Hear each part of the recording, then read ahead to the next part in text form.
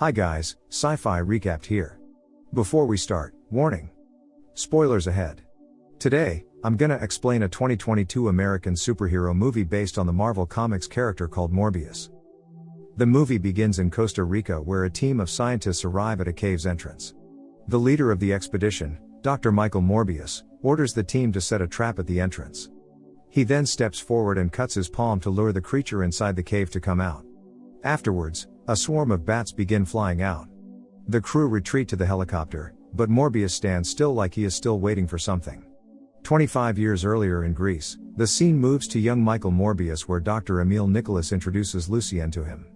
Both of them suffer from a blood disease and the doctor is responsible to take care of them. As they talk for the first time, Morbius immediately calls him Milo due to the last kid who was there being named that. After chatting for a while, Milo's machine suddenly malfunctions and he passes out. Morbius uses a spring from his pen to fix the machine and thanks to that, Milo awakens again. The doctor is flattered with Morbius' intelligence and plans to transfer him to an exclusive school in New York. After Morbius' departure, Milo is harassed by a group of bullies who later beat him down until Dr. Nicholas comes to save him. Long story short, the adult Morbius manages to obtain his doctoral degree by 19 years old and he is known for his effort to cure a blood-borne disease. Because of that, he is awarded a Nobel Prize in Sweden, but he rejects the award. He goes back to work where he is treating Anna, who suffers from the same disease as him. In the hospital, Morbius works with his girlfriend, Dr. Martine Bancroft, who thinks that Morbius is pushing himself too hard. She also mentions about a gentleman named Milo who is the benefactor for their project of remixing human DNA with bat DNA. Turns out that he kept the bats from the cave earlier to study more about them as he believes that bats could be the cure for the disease. Martine challenges his idea, so Morbius immediately tests his serum on a lab rat to prove his theory. However, it dies and Anna starts to have a seizure. They rush to Anna's room and manage to induce the coma before she has a stroke. Shortly after, Martine looks back at the lab and finds out that the lab rat starts moving. They conclude that the serum works. Morbius meets Milo and Nicholas, informing them about the breakthrough. The two go to the park where Morbius asks Milo for more money so that he can continue the experiments on international waters since it's not completely legal. He warns Milo that they don't have much time left and Morbius has to move fast before it's too late for both of them. Long story short, the ship embarks to international waters and Martine is also present there to assist Morbius. After ensuring the serum is safe, Morbius decides to conduct a human trial. Martine injects the serum to Morbius and then buckles him up to prevent anything bad happening. A crew member suddenly gets into the lab and realizes that Morbius has broken free. They get into the isolation room and find Morbius crawling on the ceiling.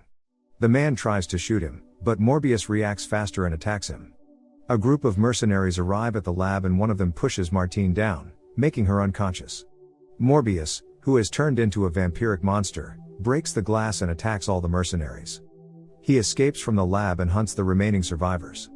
After eliminating everyone on the ship, Morbius wakes up and regains his humanity while finding out that his body has transformed into a better shape. He goes to the control room and watches himself attacking the men and draining their blood from the surveillance cameras. Morbius initiates a mayday call, takes some serums with him, and jumps to the sea. The next day, FBI agents Simon Stroud and Rodriguez arrive at the ship to investigate the crime scene. They find Martine is still alive, but unfortunately Morbius has wiped all the surveillance footage. Meanwhile, Nicholas and Milo learn of the incident from the news. Morbius returns to the hospital and immediately heads over to his lab where he consumes blood samples to quench his thirst. From a man who can barely walk, Morbius now possesses incredible speed and strength. He gets into the tank and the bats consider him as their leader. He later discovers that artificial blood can't keep him stable for a very long time. Just before Morbius relapses into his monstrous state, Milo appears and helps him to control himself by handing him more blood samples. Milo learns that Morbius is totally cured now and wants to be injected with the serum too, but Morbius refuses since it's still uncontrollable. Milo insists and Morbius has to expel him from the lab. The FBI agents approach Martine and question her about the horrifying incident, but she refuses to answer them. Still that evening, a nurse is attacked by a vampiric creature.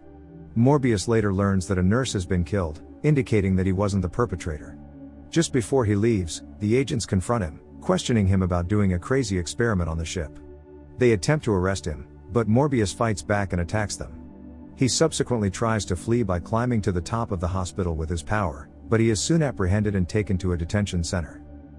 Stroud and Rodriguez interrogate him and accuse him of killing the nurse. Morbius slowly becomes unstable and kindly requests the agent to bring him the artificial blood, but they leave without handing him what he asked. Not long after, he is visited by Milo, who gives him a pack of artificial blood before he leaves. However, he forgets to bring his cane with him, and Morbius eventually realizes that Milo took the serum for himself, meaning that he is the one who killed the innocent nurse. He then transforms into the vampiric monster again and breaks out of the facility, trying to chase after his best friend. Meanwhile, Milo also becomes a monster and kills a man. Morbius confronts Milo and warns him that the power is dangerous, but he refuses to stop and attacks his best friend instead. They end up in a subway station where several officers arrive to arrest Milo, but he kills all of them effortlessly. Milo insists that he wants to fight Morbius, who rather chooses to flee through the tunnel. The agents appear at the crime scene and think that Morbius is the one who slaughtered all the officers. On the other hand, Martine is finally discharged from the hospital. In the morning, Morbius approaches her in a bus where he explains his condition and Milo to her. He also asks for her help since the artificial blood is losing its effectiveness to restrain the monster within him. After that, he follows two thugs from the cafe to their lab where he politely asks them to hand over their laboratory to him. A man tries to stab him, but he is just no match for him. The other thugs run away and he continues developing a serum that will be used to prevent him from transforming. On the other hand, Milo goes to a nightclub where he flirts with a beautiful woman, but a tough guy is not happy with that. Fortunately, he still manages to control his power. Later that evening, he follows the man and his friends and then slaughters them all. The agents and several officers break into Martine's place, but cannot find anyone there. Turns out Martine is working with Morbius in his new lab where they eventually kiss. Unbeknownst to them, Milo observes them from a distance. The following day, the FBI agents find the dead clubgoers and they learn through the surveillance camera that Milo is the real culprit all this time, not Morbius. After learning about the massacre from the news, Dr. Nicholas speaks to Milo, who is scaring him because of his obsession with the new superpower. They then get into an argument after Milo expresses his disappointment because Nicholas has always chosen Morbius as his favorite child over him. He attacks the doctor, leaving him severely wounded. Back to Morbius, he eventually has finished developing an antibody, which is harmful to his vampiric body, and plans to inject the poison to his body and Milo's. A few moments later, he receives a call from Nicholas and rushes to his location. Unfortunately, Morbius is too late as he dies when he arrives. Milo sneaks into their laboratory and kidnaps Martine. Using his superpower, Morbius manages to locate her and immediately reaches her, but she is also severely injured by Milo. Running out of time, Martine allows him to suck her blood to go after Milo, but a small drop of his own blood falls into Martine's mouth. The furious Morbius attacks his best friend and the fight between two vampiric monsters ensues. They both fly and crash until they arrive at an underground tunnel where Morbius summons a horde of bats and uses them to surround Milo.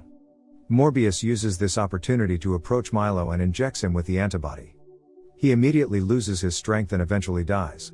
Just as the police arrive, Morbius, covered by a horde of bats, flies away while Martine is revived as a vampire. During the post-credits scene, a multiversal rift from the Spider-Man movie opens up and Adrian Toomes eventually ends up in this universe. He is somehow released from his cell and meets up with Morbius, offering him to team up for the greater good.